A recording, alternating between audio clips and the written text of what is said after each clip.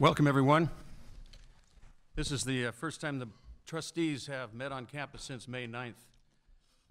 We have watched the events of the spring with great interest and concern. We've received updates from the president, received messages from many students, faculty, staff, and community members. The trustees take seriously our job, our responsibility for providing an environment for teaching and learning that is free from the effects of bias, that is inclusive and welcoming to students, and that protects the freedom of speech that is at the heart of academic institutions. And we have determined that we have work to do. That work has begun. We're grateful to President Bridges and the students, faculty, and staff who have stepped up to get that work done. Emily cites data showing that despite our best intentions here, our teaching strategies and curriculum are not serving many of our first-generation students and students of color. We just heard Ivana's testimony about the student-initiated proposal to provide support for underserved students. This is one of many initiatives that speak to students' educational aspirations and the challenges they are facing in fulfilling them. We are hearing this issue raised all over the country, not just at Evergreen. And we heard it raised consistently by the Equity Council and throughout the May and June disruptions by the students. Students were frustrated by their experiences in their classes, as well as by institutional barriers they experienced when seeking redress. This is not the first time at Evergreen or nationally that students have taken matters into their own hands and operated outside of what we consider to be normal channels. Students take actions like this when systems of power and decision-making are inaccessible to them. They do it out of need, out of pain, and out of anger. And sometimes in their anger, they say and do things we wish they had said or done differently. I hope we will focus on the message rather than on the way it was delivered, because the message is urgent, and responding to it will make us a better college. No question that there is actual equity gaps and problems across the country. There is no question that we are living in a time of great racial and social strife. Those I don't think are up for debate. What I do think is up for debate is a lack of cohesive, immediate leadership demonstrated by the college during these events, a lack of demonstrable quality communication and damage control by the college. There has been a lack of anything that is demonstrable to the community, the college, and the nation as a whole of any action being taken by Evergreen except to placate a limited part of a limited side of one single political spectrum.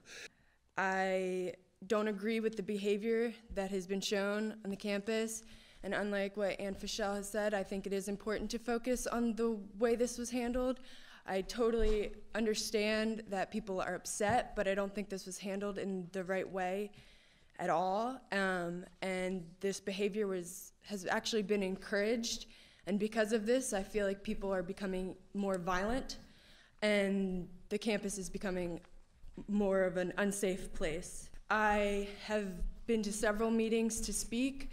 I've been told several times that I'm not allowed to speak because I'm white. This school seems to focus so much on race that is actually becoming more racist in a different sort of way. And I'm forced to conclude that you must not fully understand what has happened, because if you did fully understand what has happened, you would be forced to act in the interest of Evergreen. Do you know that the college descended into literal anarchy, and that for days the campus was not under the control of the state? It was under the control of protesters.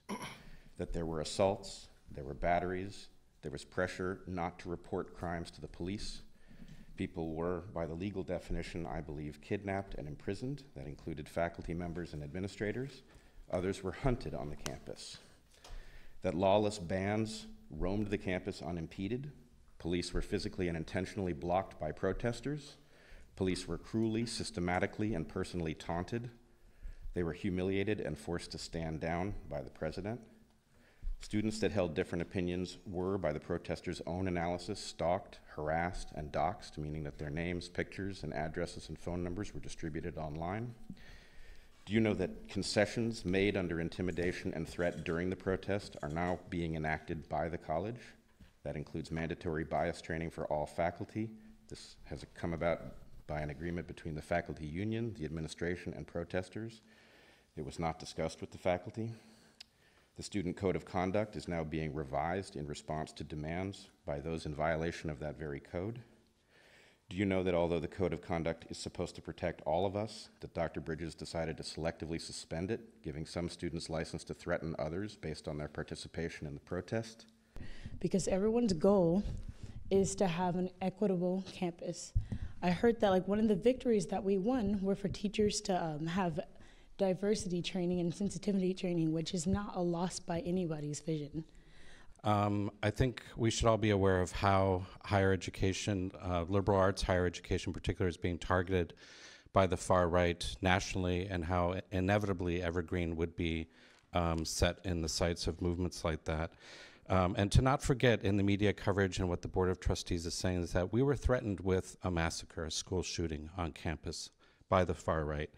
There was a far-right rally that was not by libertarian conservatives, but I've been doing a lot of documentation. I've been working on this kind of research for 30 years, and these were Nazis from Portland. And they're the ones, that movement has been the ones behind these systematic racist death threats and hate mail that have affected students, staff, and faculty of color.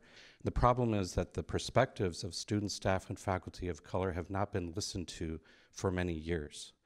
And when people are not listened to, they get angry. And I hope that you urge the next provost to do a lot more listening than talking.